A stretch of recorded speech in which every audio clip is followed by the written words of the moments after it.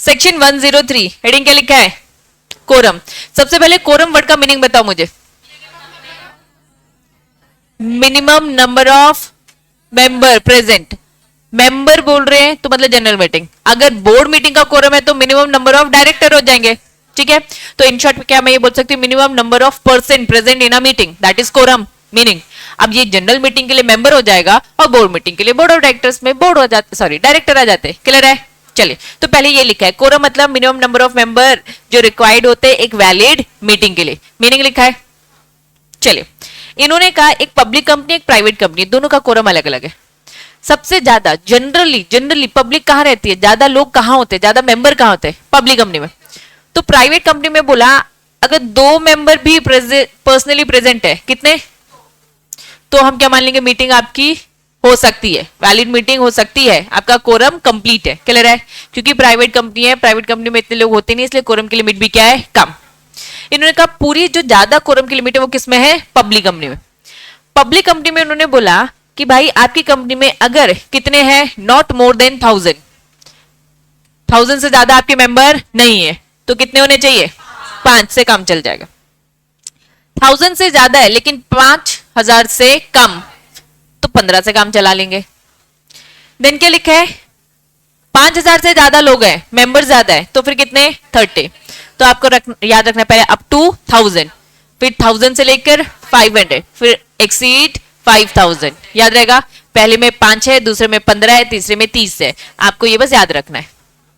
Private company छोटी company है, कोई लिमिट भी नहीं बताई कंपैरिजन टू पब्लिक कंपनी। ठीक है, क्योंकि इसके शेयर थोड़ा ना स्टॉक मार्केट में लिस्ट है। ज्यादा से ज्यादा प्राइवेट कंपनी में कितने मेंबर होंगे? 200, तो 200। और पब्लिक कंपनी उन्होंने बोले कितने की, पहली लिमिट क्या, अप टू 1000, अप टू 1000 में लिखा है 5, तो भाई 200 के अंदर तो 2 सही है ना। तो प्राइवेट कंपनी में कोरम के लिए 2 लोग भी प्रेजेंट हो तो आपकी मीटिंग आगे हो जाएगी। कंटिन्यू। अदरवाइज अगर कोरम नहीं होते तो मीटिंग को क्या किया जाता है बच्चा? एडजर्न किया जाता है। ठीक है, चलिए लिमिट याद रहेगी। आइए, क्या लिखा है? Secretary standards on the quorum. हम सेक्रेटरी स्टैंडर्ड 2 पढ़ रहे, जनरल मीटिंग की सारी डिटेलिंग कंपनीज एक्ट भी बोलता है और पैरेलली हमारा सेक्रेटरी स्टैंडर्ड्स भी बोलता है। Not only the commencement of the meeting but also the transacting business. समझना, फॉर एग्जाम्पल मैं पढ़ा रही हूं, ठीक है, आपने 10 मिनट की क्लास अटेंड करी और आप चले गए, कैसे क्लास अटेंड करना बोलेंगे क्या? इन्होंने कहा कोरम बस स्टार्टिंग में है। फॉर एग्जाम्पल मेरी एक पब्लिक कंपनी जिसमें 5000 से ज्यादा मेंबर है, तो भैया मेरे कोरम के लिए कितने लोग चाहिए? 30 मेंबर। जब मैंने मीटिंग स्टार्ट करी तो 30 मेंबर्स थे, मैंने मीटिंग स्टार्ट कर दी, बीच में लोग उठ उठ के चले गए, तो हम मानेंगे क्या कोरम है? हम मानेंगे कोरम नहीं है। ये जो कोरम है पूरे टाइम अवेलेबल होना चाहिए। कंप्लीट मीटिंग जब खत्म हो गई तभी 30 लोग उठेंगे, तब हम मानेंगे कि हाँ ये कंप्लीट कोरम था, अदरवाइज ये हमारे हिसाब से कंप्लीट नहीं है। अब रीड करो, SS2 बोलता है not only at the time of commencement, जब मीटिंग चालू हो रही है तभी बस कोरम नहीं होना चाहिए। कब होना चाहिए? बट ऑल्सो जब बिजनेस आप ट्रांजैक्ट करें, मतलब जब बिजनेस आप डिस्कस कर रहे हो, जब आप पूरे मैटर डिस्कस कर चुके हो तब तक भी। होता है क्या, फॉर्मेलिटी के लिए स्टार्टिंग में दिखा दिए और सब भाग गए, तो ऐसा होना नहीं चाहिए। तो through out the meeting complete meeting attend होनी चाहिए, तब हम कोरम कंप्लीट मानेंगे। ये SS2 बोलता है। क्लियर है बच्चा? नेक्स्ट इंपॉर्टेंट बातें हैं बच्चा, इसमें ना पैराग्राफ में बीच बीच में छोटी छोटी बातें इंपॉर्टेंट बातें घुसा दी, तो आपको एक एक बात याद होनी चाहिए। Article is higher than provided under the act. समझना, द कोरम प्रोवाइडेड। अभी जो ये लिमिट दे रखी है, किसने दे रखी है लिमिट? ये आपकी कंपनीज एक्ट ने लिमिट दे रखी है। आप चाहो तो अपना आर्टिकल कस्टमाइज कर सकते हो, आप चाहो तो अपना आर्टिकल कस्टमाइज कर सकते हैं। आप अपने आर्टिकल में क्या कर सकते हो? हायर लिमिट डिसाइड कर सकते हो। मतलब आप अपनी पब्लिक कंपनी आपकी भले ही अप टू मेंबर कितने? 1000 के। कंपनीज एक्ट बोलता है 5। अगर आपको 20 लिखना है तो 20 लिखो, आपको 100 लिखना है 100 लिखो, आपको 500 लिखना है आप 500 लिखो, आपकी मर्जी। तो आप अपने आर्टिकल को अपने अकॉर्डिंग कस्टमाइज कर सकते हो, हायर लिमिट लिख सकते हो, लेकिन क्या लोअर लिख सकते हो? नहीं। अगर बोला हायर लिख सकते हैं, दैट मीन्स इसका मतलब क्या है कि आप इसका ऑपोजिट नहीं कर सकते। आओ एक बार रीड करें सेकेंड पैराग्राफ, क्या लिखा है? Where the quorum is provided in the article, जो आपने आर्टिकल में प्रोवाइड कर रखा है, is higher than the provided under the act. Act में जो स्पेसिफाई है उसके कंपैरिजन आप उसको बढ़ा सकते हो, आपकी मर्जी। नहीं बढ़ाना तो सेम रखो। कम नहीं, लेकिन quorum shall confirm the higher requirement. जो आपने अपने आर्टिकल में हायर लिखा है तो हायर ही एप्लीकेबल होगा। चीज क्लियर है यहां तक? चलिए, एक केस है, केस के थ्रू, इलस्ट्रेशन के थ्रू समझते हैं। एक कंपनी में कितने थे? 500 थे। नंबर ऑफ मेंबर्स कितने थे? 500। आर्टिकल में लिखा कोरम कि कितने होने चाहिए? कंपनीज एक्ट क्या बोलता है? एक पब्लिक कंपनी में कोरम कितना होना चाहिए? अगर अब 2000 है, इनमें कितने थे? 500 थे ना? 500 मतलब ये पहली वाली लिमिट में आ रहे हैं, तो 5 ही होने चाहिए। लेकिन उन्होंने अपने आर्टिकल में क्या लिख दिया? 100। हुआ क्या समझना, 450 मेंबर ने अपने शेयर्स बेच दिए, बचे कितने? इन जो ये 450 लोगों ने बेचे, ये बेचे उन्हीं 50 लोगों को है, बाहर नहीं बेचे। बाहर नहीं बेचे तो मेंबर बढ़े नहीं। टोटल कितने हो गए मेंबर? 50 ही हो गए। इनके पास नंबर ऑफ शेयर्स बढ़ गए, लेकिन मेंबर तो 50 ही है ना। पहले कितने थे? 500। कोरम बोल दिया 100 आएंगे तो हम मानेंगे कि मीटिंग सही तरीके से जाएगी, ठीक है। इन 450, 500 में से 450 ने बेच दिया और बेच के इन्हीं 50 को गए, तो टोटल मेंबर होते हैं 50। लेकिन आर्टिकल में क्या लिखा है? कोरम की लिमिट कितनी होनी चाहिए? 100 आर्टिकल में लिखा था। अब अचानक से बेच के चले गए, अभी आर्टिकल थोड़ी ना बदला है, इस बीच हो जाती है मीटिंग। तो अब मुझे बताओ, अगर पूरे 50 नहीं आते तो क्या होगा? गलत हो जाएगा। मतलब कि आर्टिकल में लिखा है 100 और मीटिंग होती है, मीटिंग में सारे 50 आते हैं तो अच्छी बात है, कोई टेंशन नहीं है, जितने हैं सब आ गए। आपने 100 बोला था, 100 तो बचे ही नहीं है। जब 100 नहीं बचे तो जितने पूरे हैं पूरे पूरे आने चाहिए। लेकिन अगर 49 एक मिस हो गया तो क्या कोरम मानेंगे? नहीं। अगर ऐसी सिचुएशंस आती हैं जो एग्जाम में केस स्टडीज के फॉर्म में आएंगी, तो दैट केस आपको ये एक्सप्लेन करना पड़ेगा कि भाई क्योंकि आर्टिकल में पहले के अकॉर्डिंग 500 थे, उसके अकॉर्डिंग 100 लिखे, ठीक है। इस बीच कुछ अनसर्टिनिटी होती है, मेंबर्स कम हो जाते हैं, तो फिर सारे मेंबर्स का होना जरूरी है। एक भी मेंबर नहीं होता तो फिर ये कोरम आना नहीं जाएगा। क्लियर है बच्चा? इन द गिवन केस अगर लेस देन हो जाते हैं सारे मेंबर्स, वैलिड कब मानेंगे? वैलिड कब मानेंगे? जब सारे मेंबर प्रेजेंट हो। इन केस क्या हो जाता है 50 मेंबर से कम, तो ये कोरम नहीं माना जाएगा। याद रहेगा, केस के फॉर्म में आएगा। चलिए, ऊपर पैराग्राफ के अभी एक ही पॉइंट पढ़ा था। बार बार अगर आप नोटिस करोगे इसमें क्या लिखा था? Personally present, personally present, personally personally personally present लिखा है। दैट मींस प्रॉक्सी अलाउड नहीं है। समझ में आ रहा है? 10 लोग हैं, 10 में से 7 क्या है बच्चा? मेंबर पर्सनली आए, और बाकी 3 लोग क्या है? प्रॉक्सी। तो कोरम के लिए हम काउंट करेंगे कि 7 लोग आए, 10 नहीं आए। मतलब कोरम की काउंटिंग में प्रॉक्सी को काउंट नहीं किया जाता है। इसलिए लैंग्वेज बार बार देखो, पर्सनली प्रेजेंट है मतलब पर्सनली मेंबर खुद आया, उसने अपने बिहाफ में प्रॉक्सी को नहीं भेजा। याद रहेगा? चलिए, यही लिखा है, member need to be personally present meeting the constitute quorum. Proxy को एक्सक्लूड किया जाएगा जब कोरम की काउंटिंग होगी। क्लैरिटी है? बढ़ू आगे? इलस्ट्रेशन तो समझ में आ गया। समझो, अब कुछ सेक्शन अभी पढ़ाएंगे आगे, मॉड्यूल ना आगे की चीजों को पहले ही दे देता है, तो शॉर्ट में बताती हूँ। हो सकता है हमारे देश का जो प्रेसिडेंट है, कौन है हमारे देश का प्रेसिडेंट? उनको इन्वेस्टमेंट करना है, कर सकती है? हाँ बिल्कुल कर सकती है, ठीक। उन्होंने किसी कंपनी के शेयर्स खरीदे, अब मीटिंग में आना, कंपनी ने एक मीटिंग रखी है, जनरल मीटिंग, ठीक है।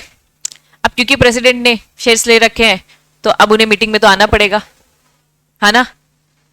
तो इन्होंने कहा कि खुद सोचो, एक प्रेसिडेंट एक मीटिंग में आ रहे, उनकी सिक्योरिटी पे बात नहीं आ जाएगी? तो उनका आना सही है क्या? नहीं। एक स्टेट का गवर्नर इंसान है, वो भी इन्वेस्टमेंट करना चाहता है, तो उनको मीटिंग में बुलाया जा रहा है, मुश्किल, उनकी भी सिक्योरिटी पे बात। जैसे देश का प्रेसिडेंट होता है वैसे स्टेट का गवर्नर होता है, मालूम है ना, गवर्नर की भी इज्जत ज्यादा है। हमें बस मोदी जी और हमारे शिवराज सिंह चौहान दिखते हैं, है ना, लेकिन उनसे ऊपर भी लोग हैं, ठीक। चलो, तो ये अगर इन्वेस्टमेंट करते और बच्चा है, इनके रिस्क आ जाता है, तो इनके बिहाफ में ये लोग खुद नहीं आते, ये लोग अपने क्या भेजते हैं? रिप्रेजेंटेटिव। इनको नाम दिया जाता है लीगल रिप्रेजेंटेटिव, ठीक है। अब एक कंपनी है, एक कंपनी दूसरी कंपनी के शेयर्स खरीद सकती है क्या? मेंबर है। अब एक कंपनी को प्रेजेंट होना है तो कौन आएगा? उसके रिप्रेजेंटेटिव। उसके रिप्रेजेंटेटिव कौन होंगे? Board of director. समझ रहे हो? तो रिप्रेजेंटेटिव किस किस के हैं, प्रेसिडेंट है तो उनके, गवर्नर है तो उनके, या फिर एक कंपनी अगर मेंबर है तो उनके भी रिप्रेजेंटेटिव मीटिंग में आएंगे। हमने ये पढ़ा जब हम कोरम की काउंटिंग करेंगे तो मेंबर खुद पर्सनली प्रेजेंट होना चाहिए, लेकिन क्या प्रेसिडेंट गवर्नर के केस में हो पा रहा है? क्या कंपनी ने अगर शेयर खरीदा वो मेंबर उनके केस में हो पा रहा है? क्या नहीं। तो वो खुद से तो कभी नहीं आएंगे, उनके बिहाफ में जो भी आएगा वो एक अलग इंसान होगा जिसे हम प्रॉक्सी नहीं बोलेंगे। समझ में आया? जो इंसान आ सकता है वो नहीं आ रहा है, वो अगर भेज रहा है तो वो प्रॉक्सी होता है। इन्हें तो आना ही नहीं है ना, ये कभी नहीं आ सकते, तो इनके द्वारा जो बंदा भेजा जाएगा उसे प्रॉक्सी का दर्जा नहीं दिया जाता है, उसे क्या दर्जा दिया जाता है? Legal representative. तो कोरम की जब काउंटिंग होगी तो प्रॉक्सी को काउंट नहीं किया जाएगा और किसे काउंट किया जाएगा? लीगल रिप्रेजेंटेटिव को काउंट किया जाएगा। समझ में आया? खुद से रीड करो ये वाला पैराग्राफ अभी के अभी फटाफट। समझ लो, सरकार के नाम से जब शेयर्स खरीदा जाता है तो यही लोग रिप्रेजेंट करते हैं, प्रेसिडेंट का ही नाम आता है, गवर्नर का ही नाम आता है। फॉर एग्जांपल हम जगह जगह बोलते हैं ना, सेंट्रल गवर्नमेंट ने पैसा लगाया, स्टेट गवर्नमेंट ने पैसा लगाया, तो सेंटर स्टेट गवर्नमेंट दिमाग देने वाले मंत्री ही होते, लेकिन साइन कौन करेगा? राजा साइन करेगा ना, प्रेसिडेंट। तो क्योंकि ये लोग साइन करेंगे ये तो एज ए रिप्रेजेंट, लेकिन ये भी क्या मीटिंग आ सकते हैं? क्या नहीं। तो अगर ये किसी सरकार के बिहाफ में भी खरीद रहे हैं तो भी इनका एक रिप्रेजेंटेटिव आएगा, एक ऑफिसर आकर मीटिंग अटेंड करेगा। क्लियर है? चलो, समझ में आया? ऑथराइज रिप्रेजेंटेटिव किसका? Body corporate representative of president of India, government of state deem to be a member personally present. Enjoy करेंगे सारे, इन्हें हम प्रॉक्सी की डेफिनेशन में इंक्लूड नहीं करते। नेक्स्ट पैराग्राफ रीड करूं, छोटी छोटी बातें सब इंपॉर्टेंट है। One person can authorise representative more than one body corporate. एक इंसान बहुत सारे कंपनी को रिप्रेजेंट कर सकता है। ठीक है, चार कंपनी ने एक ही बंदे को काम दे दिया, भाई तू जा मेरे बिहाफ में, तू जा, बन सकता है। चलो, ही is treated more than one member, तब हम क्या मानेंगे कि वो एक से ज्यादा है। फॉर एग्जाम्पल मानसी को कहना तू मेरे बिहाफ में जा, ठीक है, स्नेहा ने भी बोल दिया, जिया ने भी बोल दिया, सबने एक एक बोले तुम जाओ। मानसी जब आएगी मीटिंग में तो उसे फिर एक मेंबर ट्रीट नहीं किया जाएगा, उसे बहुत सारे मेंबर, अगर ये 5 लोग को रिप्रेजेंट कर रही हो, एक वो खुद है तो 6 हो गए, मतलब 6 बार वोट करेगी और जिसने जो बताया वही वाला वोट करेगी, सब में अपना वाला नहीं डालेगी। तुम लोग को बता देना है कि मैं फेवर में, मैं अगेंस्ट में हूं, ताकि वो वही वाला वोट डालकर आए। अगर एक कोई पर्सन है वो मोर देन एक से ज्यादा बॉडी कॉर्पोरेट को रिप्रेजेंट, इन्होंने कंपनी का एग्जांपल लिया, कंपनी को रिप्रेजेंट कर रहा है, तो he is treated more than a one member present in a person for the purpose of quorum. Clear है? लेकिन एक बात थोड़ा सा समझो, अगर कोई एक कंपनी है, समझना, मीटिंग करने के लिए एटलीस्ट कितने लोग होने चाहिए? एटलीस्ट 2 लोग तो होने चाहिए। मीटिंग की बात करो, कोरम की बात नहीं कर रही।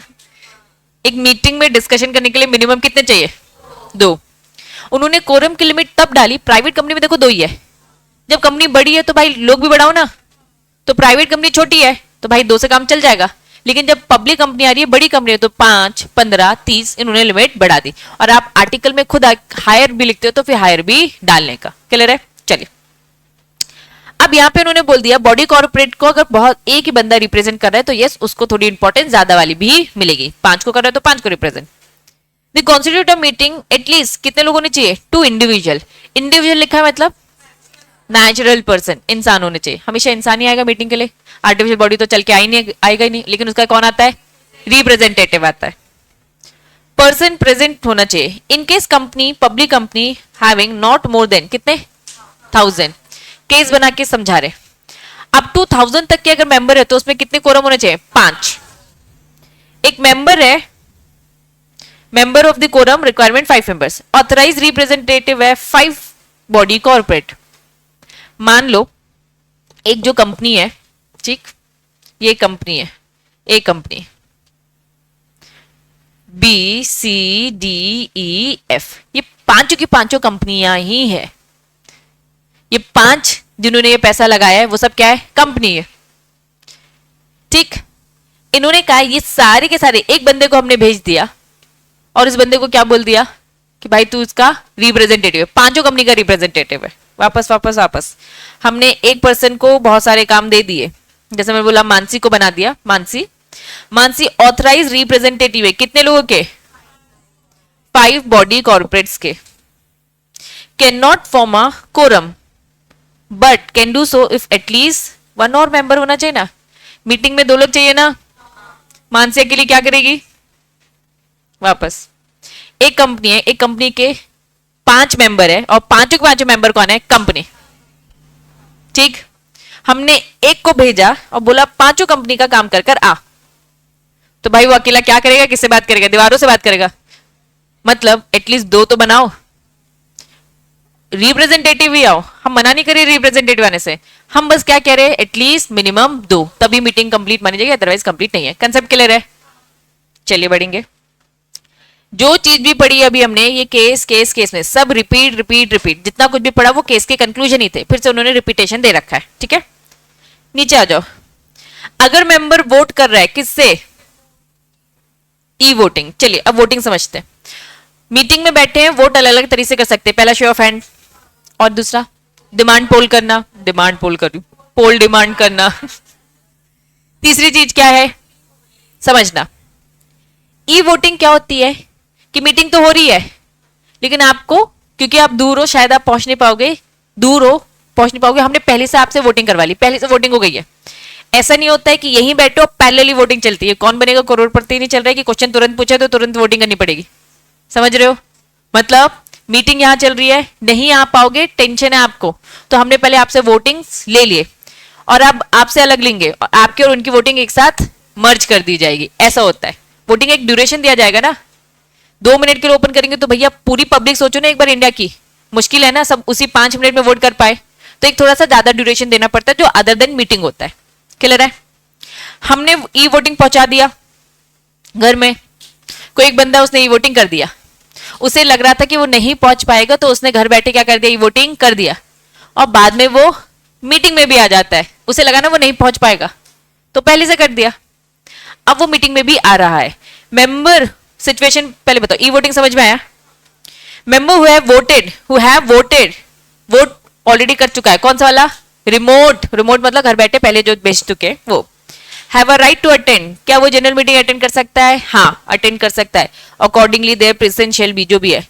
काउंट किया जाएगा क्या कोरम में? हाँ, कोरम में उसे काउंट किया जाएगा। अभी टॉपिक क्या चल रहा है? भटकना नहीं, तो अभी कोरम को लेकर बात चलेंगे वापस। कोरम का मतलब क्या होता है? मिनिमम नंबर ऑफ मेंबर जो कंपनी के मीटिंग में प्रेजेंट है, तभी आगे मीटिंग बढ़ेगी, अदरवाइज वहीं एडजॉइन कर दी जाएगी। प्राइवेट कंपनी के लिए लिमिट बता दी, पब्लिक के लिए बना दी, लेकिन स्टिल उन्होंने कहा आप अपने आर्टिकल में इसको क्या कर सकते हैं? बढ़ा सकते, लेकिन कम नहीं कर सकते। चलिए, फिर हमने यहाँ पे और छोटी छोटी बातें पढ़ी कि पर्सनली प्रेजेंट होना चाहिए, रिप्रेजेंटेटिव कोरम में काउंट होंगे कि नहीं होंगे? होंगे। प्रॉक्सी कभी भी काउंट होता नहीं है, ये सब पढ़ा। चलिए, आर्टिफिशियल बॉडी मेंबर को, किसी एक मेंबर को अपने रिप्रेजेंटेटिव बना सकती है, हाँ।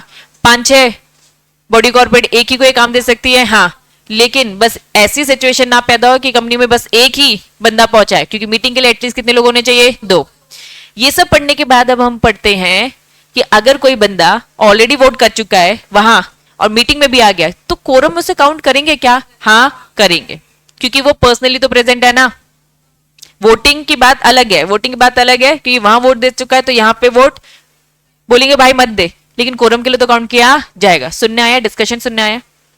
चलिए, member who is not entitled to vote, कुछ मेंबर है जिनको वोट नहीं मिलते। क्यों नहीं मिलते? क्योंकि वो, हम ऐसे बहुत सारी जगहों पे ऐसे कॉन्सेप्ट पढ़ चुके कि अगर आप रिलेटेड पार्टी हो तो आप वोटिंग से दूर रहोगे। अगर कोई एक मीटिंग में मैटर डिस्कस किया जा रहा है जिसमें मेंबर या फिर कोई डायरेक्टर इंटरेस्टेड है, डायरेक्टर क्या है? इंटरेस्टेड, तो वो वोटिंग में पार्टिसिपेट नहीं करेगा। लेकिन वो वोटिंग में पार्टिसिपेट नहीं करेगा, डायरेक्टर में वोटिंग में पार्टिसिपेट नहीं करेगा मतलब वो मेंबर भी होगा ना, हो सकता है ना, मैं ही डायरेक्टर हूं, मैं ही मेंबर हूं, लेकिन जो बिजनेस डिस्कस करने वाला वो मेरे रिश्तेदार का है, तो अब मेरा तो हमेशा क्या होगा? फेवरेबल वोट होगा। तो मुझे क्या बोल दिया? वोट नहीं करना, लेकिन मीटिंग में तो बैठी हूं ना। अब कोरम के लिए काउंट तो किया जाएगा। ये कह रहे वोट देने से मना कर, जैसे रिमोट वाले को बोले ना वोट देने से मना कर पा रहे, लेकिन आपकी कोरम में तो काउंटिंग की जाएगी। तो यही लिखा है कि काउंट किया जाएगा for the purpose of quorum. Concept समझ आया? Next, quorum does not apply, postal ballot में कोरम नहीं लगेगा। ऐसा क्यों कर रहे भाई? गलत काम है ये तो, उसमें तो मीटिंग ही नहीं हो रही ना। पोस्टल बैलेट मतलब फिजिकल कोई मीटिंग नहीं हो रही। जब मीटिंग नहीं हो रही तो कोरम का भी तो काम नहीं है, तो कोरम वाली बात एप्लीकेबल नहीं है किसमें, पोस्टल बैलेट। कंसेप्ट समझ में आया? छोटी छोटी बातें, ठीक है। हाँ बेटा बोल। हम्म हम्म। वहां कर दिया, अब नहीं मिल रहा आपको, बस कोरम में काउंटिंग हो रही है। बहुत इंपॉर्टेंट होता है। अब उसी को डर था ना, वही करके आ गया ना पहले। एक तो हमने आपको एक्स्ट्रा फैसिलिटी दी, आप ही के लिए दिया ना, आप ही को डर था, अदरवाइज मीटिंग में आओ ना। ठीक है, ध्यान दो। हेडिंग क्या है बच्चा? One man meeting. सिंगल बंदा मीटिंग कर सकता है? General rule.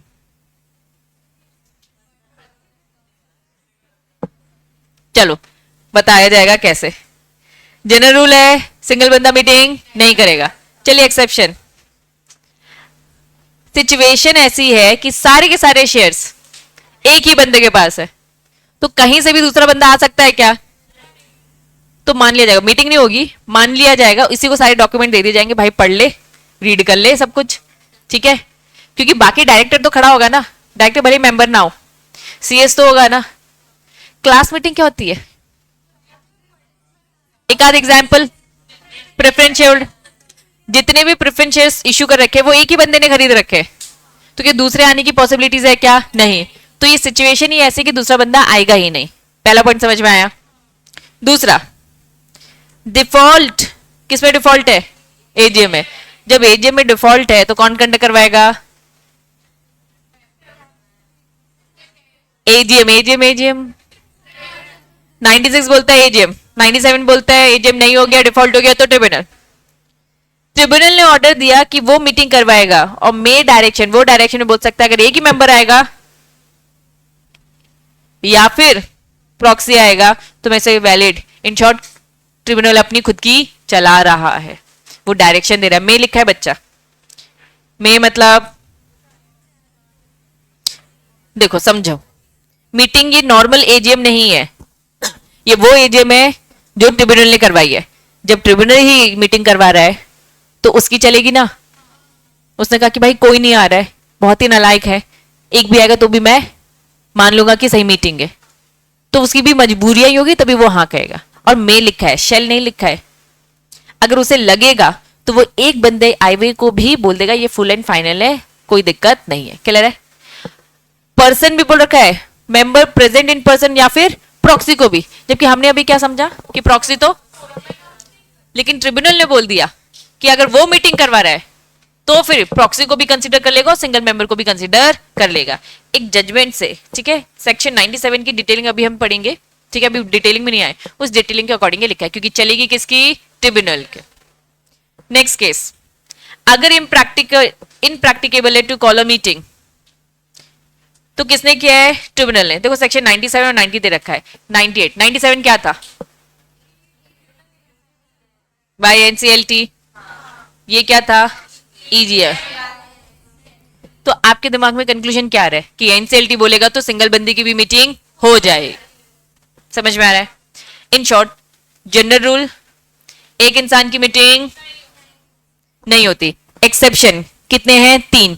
पहला तो जेन्युइन है, दूसरा तीसरा भी तो एनसीएलटी बोल रहा है ना, मतलब ये एनसीएलटी बनाने वाला कौन है बेटा? सीजी, मतलब सीजी अपनी चला रहा है। इन शॉर्ट, अगर सारे शेयर एक ही ने खरीद रखा है तो दूसरे का स्कोप ही नहीं है, या फिर एनसीएलटी बोलते एजीएम के केस में या फिर ईजीएम के केस में, तो फिर माना जाएगा। ये एक्सेप्शन याद रखना इंपॉर्टेंट है। समझ में आया?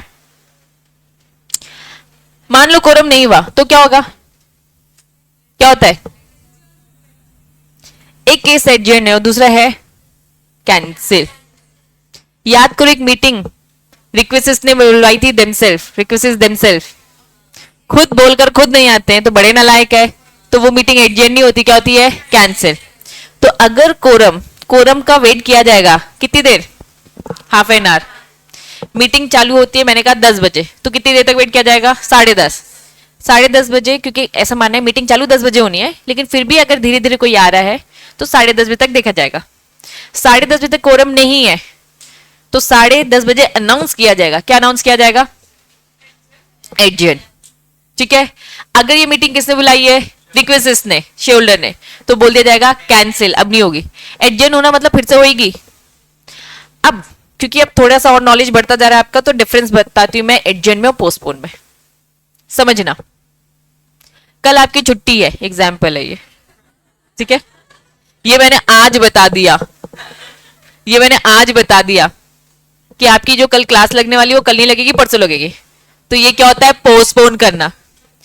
तो पोस्टपोन पहले बताया जाता है, एडजर्न कब बताया जाता है? अभी छुट्टी, जो ये नेक्स्ट क्लास लगने वाली है ये कब लगेगी? कल। तो एडजर्न और पोस्टपोन में मतलब क्या है? पोस्टपोन प्री इन्फॉर्म कर दिया जाता है और एडजर्न क्या किया जाता है? तुरंत ऑन स्पॉट। डिफरेंस समझ में आया क्या? तो इसीलिए हम एडजर्न वर्ड यूज करते हैं, पोस्टपोन वर्ड यूज करते ही नहीं है, याद रहेगा। बड़ी मजा आती है छुट्टी के नाम पे तुम लोग को, हैं पढ़ो यहां पर। चलो, कोरम नहीं होगा तो क्या होगा? एडजर्न या फिर कैंसिल। कुछ पूछ रही है क्या? आपको एक बॉक्स दिख रहा है और हेडिंग देखो, एक होता है डोनर, एक होता है डोनी। डोनर मतलब देने वाला, डोनी मतलब जिसे मिला। डोनी है general power of attorney, not deemed as a proxy. साफ साफ ऊपर कंक्लूजन लिख दिया। डोनर ने क्या किया? डोनी को क्या दिया?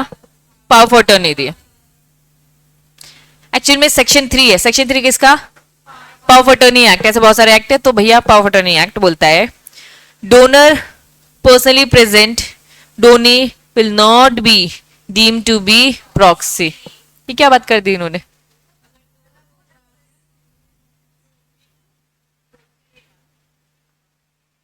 डोनर की जगह पे कौन आ रहा है? डोनी आ रहा है। डोनर आ ही नहीं सकता। ठीक है, पूरा केस रीड करो, समझो पूरा। ये तो कंक्लूजन ही पड़ा है, इसलिए आधी आधी बातें। एक मेंबर है, पूरी बताया उन्होंने कॉन्सेप्ट। एक मेंबर है, ठीक है, उसने जनरल पावर ऑफ अटर्नी दे रखी in favour of some other person to make the investment in his behalf. ठीक है, मैं बाहर हूं, इंडिया के बाहर, मैं नहीं पहुंच पा रही हूं। मैंने एक पावर ऑफ अटर्नी दे दी। किसको दे दी? डोनी को। मैं डोनर हूं, देने वाले को डोनर और जिसको मिला डोनी।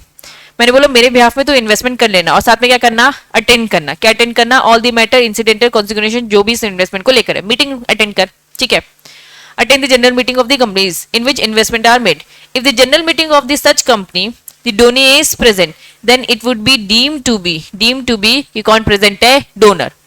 क्योंकि पावर ऑफ अटर्नी दी है, प्रॉक्सी फॉर्म नहीं दिया है। प्रॉक्सी फॉर्म कुछ नहीं, एक चिल्लर फॉर्म है जिसमें तुम बस क्या करो? मीटिंग अटेंड करो। लेकिन पावर ऑफ अटर्नी देना मतलब कि हमने एक ज्यादा पावर दी है ना। तुम ही एक तरीके से मालिक ट्रीट होते हो, तुम उसको क्या कर सकते हो? बेच भी सकते हो। प्रॉक्सी बेच सकता है क्या? पावर ऑफ अटर्नी एक लीगल, कानूनन आपने राइट दे दिया। फॉर एग्जाम्पल, ये प्रॉपर्टी मेरी है, रजिस्ट्री मेरे नाम की है, मुझे इसे बेचना है। मैं नहीं बेच पा रही हूँ क्योंकि मैं इंडिया से बाहर हूँ, तो मैंने क्या कर दिया? ये काम मानसी के नाम पे मैंने पावर ऑफ अटर्नी दे दी कि तू उसको मेरे बिहाफ में बेच सकती है। मतलब बेच सकती है, बहुत बड़ा काम है ये। मतलब एक तरीके से मैंने क्या दे दी? पूरी पावर।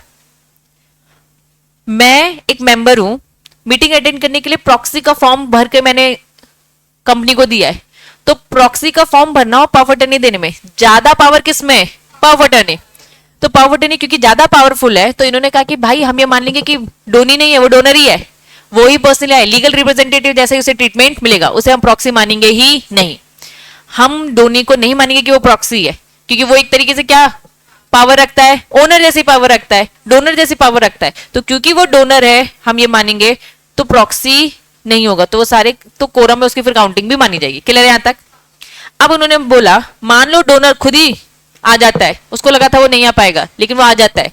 अभी वोट दे दिया, क्या मीटिंग हुई, डोनर भी आ गया और डोनी भी आ गया। अब डोनी को अब हम कुछ नहीं समझेंगे क्योंकि अब मालिक, रियल मालिक आ गया ना, तो अब डोनी लग नहीं लगेगा। तो ये लिखा है डोनर अगर पर्सनली प्रेजेंट है, सॉरी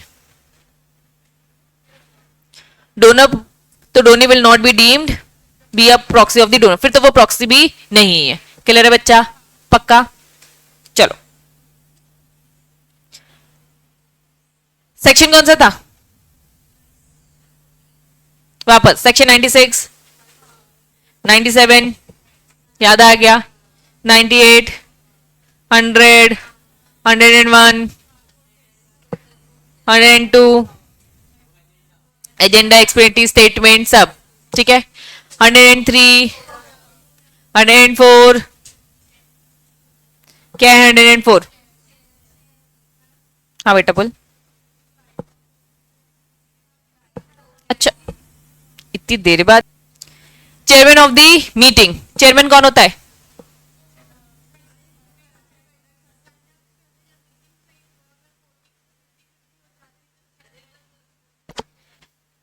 हाँ सही बोल रही है, लेकिन वो है ना, लेकिन यहाँ भी उतनी डिटेलिंग नहीं दे रखी। हेडिंग समझ में आ गया? चेयरमैन, चेयरमैन किसका है? मीटिंग का।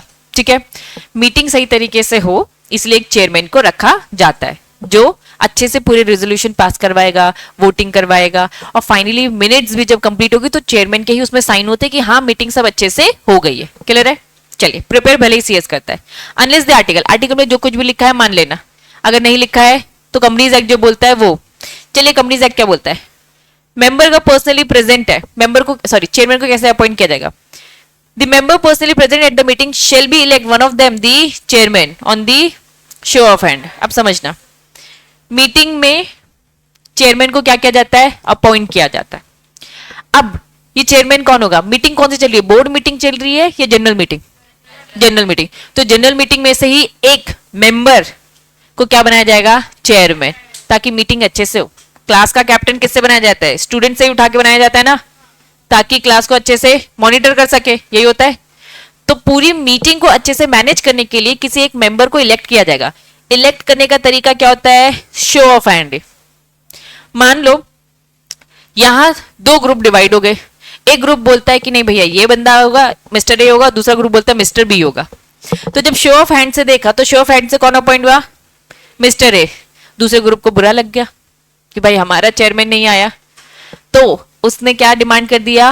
पोल। पोल डिमांड कर सकते हैं। वोटिंग किस तरीके से करने हैं? दोनों तरीके, शो ऑफ हैंड भी और पोल डिमांड। तो चेयरमैन को अपॉइंट किया जाता है जनरली कैसे? शो ऑफ हैंड से। लेकिन अगर खुश नहीं है तो शेयर होल्डर्स क्या डिमांड कर सकते हैं? मेंबर क्या डिमांड कर सकते हैं? पोल। अब पोल डिमांड की जाएगी और दोबारा से इलेक्शन होगा कि कौन होगा चेयरमैन, मिस्टर ए और मिस्टर बी दोनों प्रेजेंट होंगे, तो उनमें से किसी एक को चुन लिया जाएगा, वो फुल एंड फाइनल मान लिया जाएगा। क्लियर है? मान लो शो ऑफ हैंड से कौन आया था? ए आया था, और पोल से कौन आया? बी। तो अब फाइनल कौन होगा चेयरमैन? बी। लेकिन होता क्या है समझना, पहले शो ऑफ हैंड से किया, ठीक है, तो सबने बोला चलो नंदिनी बनेगी, नंदिनी आ गई। बाकी सब बोलते कि नहीं नहीं नहीं नहीं, कौन बनेगी? नुपुर बनेगी। ध्यान दो, नंदिनी को बना दिया, ठीक है, शो ऑफ हैंड से। बाकी सब बोलते नहीं नहीं नहीं, नंदिनी को नहीं बनाना है, किसको बनाएंगे? नुपुर को बनाना था। तो अब इन्होंने क्या डिमांड कर दी नुपुर के लिए? पोल डिमांड। और पोल डिमांड से क्या होगी? नुपुर की। लेकिन जो ये मीटिंग चल रही है शांति से चले, इसके लिए थोड़े टाइम के लिए तो चेयरमैन होगा ना, तो नंदिनी ही ये पोल डिमांड कंडक्ट करवाना, ये थोड़ी लंबी प्रोसेस है, तो नंदिनी थोड़े टाइम के लिए चेयरमैन बनी रहेगी, तब तक के लिए बनी रहेगी जब तक फाइनल रिजल्ट ना जाए। या तो फाइनल रिजल्ट में नंदिनी का ही नाम भी आ सकता है या फिर नुपुर का। अगर नुपुर का आता है तो चेंज होना पड़ेगा, अगर नुपुर का नहीं आता है, नंदिनी का आता है, तो वही कंटिन्यू करेगी। क्लियर है? यही सारी पूरी कहानियां उन्होंने यहां पे लिखी है।